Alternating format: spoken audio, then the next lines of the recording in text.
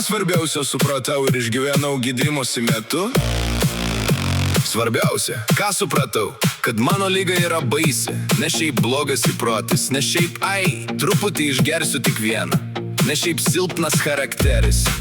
Tai liga, kuri man atima protą, laiką, santykius, darbą, sveikatą, pagarbą savo ir galiausiai patį gyvenimą.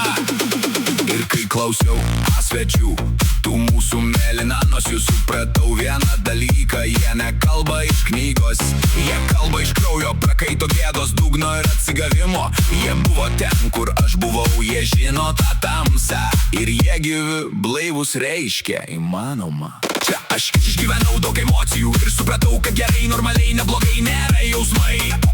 Tai tik dūmų uždanga.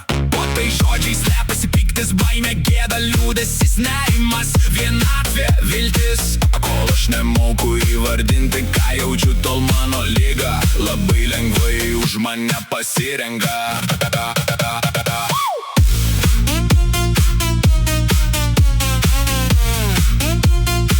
Ką man tai reiškia?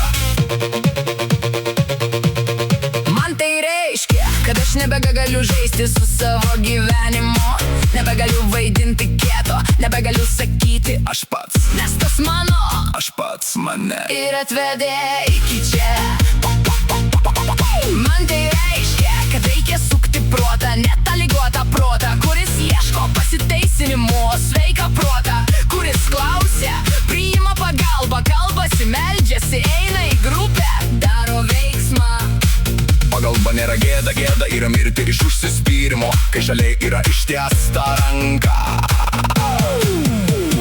Kas buvo sunkiausia šioje programoje ir kaip sekėsi įveikti?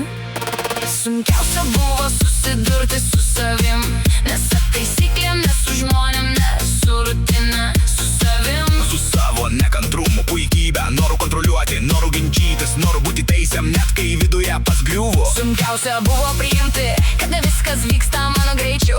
Darbas, meilės, skolos, santykiai, pasitikėjimas. Niekas neatsistato per vieną dieną. Sugriauti galima greitai, o atstatyti reikia kantrybės. Įveikti padėjo bendruomenė, net kai nervino, net kai nepatiko, net kai galvojau, ką jūs čia man aiškina. Padėjo režimas, paskaitos, malda, pokalbiai, mintis, disciplina ir tas paprastas dalykas. Pasikelti, nusiprausti, ateiti, dalyvauti, o ne gulėti su savo traleliuškėm ant miego vakare ir vaidinti, kad viskas savaime susitvarkys. Nes savaime tvarkosi tik bardakas. Gyvenimą reikia tvarkyti pačiam, bet ne vienam.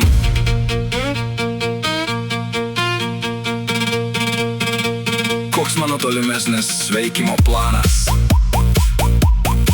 Mano planas paprastas, bet rimtas.